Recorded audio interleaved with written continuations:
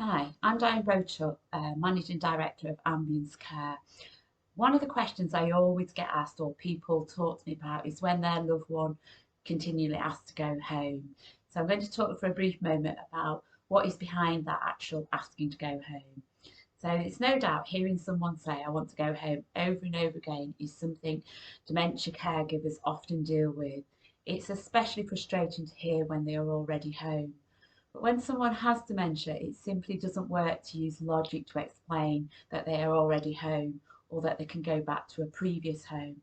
Instead, it's much more helpful to respond in a way that comforts and calms them. So, why does someone with dementia ask to go home? Well, dementia slowly damages the brain and causes a person to experience the world in very different ways.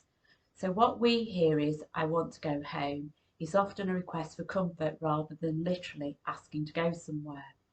So, the kindest thing to do is to meet them where they are, focus on comfort and reassurance, respond to the emotions behind the request. The goal here is to reduce their anxiety or to fear or their fears so they can let go of the idea. Helping them to calm down also gives you a chance to check if discomfort, pain, or a physical need is causing the behaviour. So here are three kind and calming ways to respond, I want to go home. These suggestions I will put to you on the right will help you get on the right track, but it's a good idea to be creative and come up with responses that are tailored to your loved one's history, personality and preference. So number one, reassure and comfort to validate their needs. Sometimes saying I want to go home is how your loved one is telling you they are tense, anxious, sad, perhaps scared and in need of extra comfort. By responding in a calm and positive manner, you'll validate their needs and feelings. This helps them to feel understood and supported. Approach your loved one with a calm, soothing and relaxed manner. If you remain calm, it often helps them calm down too. If they like hugs, this is a really good time for one. Others may prefer gentle touching or stroking on their arm or shoulder, or simply having you to sit with them. Another way of giving extra comfort and reassurance is to give them a soothing blanket, even one of those therapy dolls or perhaps a stuffed animal. Number two, avoid reasoning and explanation. This is so important. Trying to use reason and logic isn't recommended when someone has a brain disease. It will only make them more insistent, agitated, and upset. Don't try to explain that they're in their own home, a sister's living now, their home, or they moved in with you perhaps 3 years ago.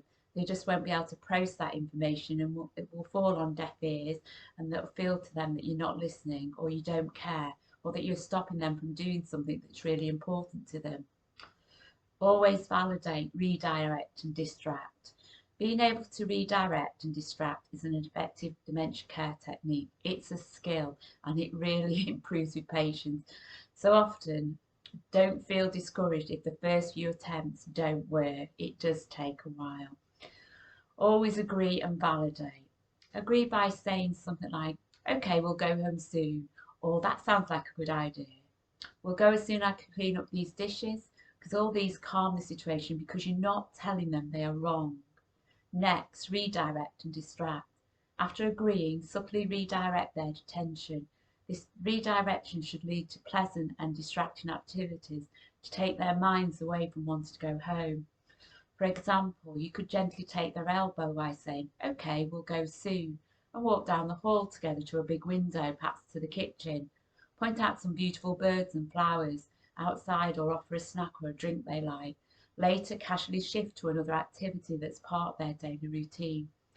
Another example is saying, okay, let's go and get you a jumper so you won't be cold when we go outside. Then while you're both walking to get the jumper and chatting about something pleasant, stop for a cup of tea or get involved in an activity they enjoy. Or ask them to tell you about their home. After a while, guide the conversation to a neutral topic. Asking about their home validates their feelings. It encourages them to share positive memories and distracts them from the original goal of going home. Open questions that encourage them to share their thoughts work well. For example, your home sounds lovely. Tell me about it. What's the first thing you're going to do when you get home? What's your favourite room in the house? So what can we do if they refuse to let go of the idea? Sometimes your loved one may refuse to let go of go of the idea of going home, no matter how much you try to soothe or redirect. When this happens, you might need to agree to take them home and then go for a brief car drive. Experiment with how long it takes before you can take them home without protest, or suggest a coffee shop, supermarket, even a garden centre. If it's not possible to actually take them out or get them into a car, even going through the actions of getting ready to leave can still really be soothing. This will show the person that you agree with them and that you are helping them to achieve their goal. Meanwhile, the activities of getting ready give you more chances to distract and redirect onto something else. Please bear this in mind, that not everything will work the first time, and even if something works once, it might not work the next time. Always do your best to remain calm, flexible and creative, because these techniques do get easier with practice. Hope that's helped you a little bit. Thank you for listening.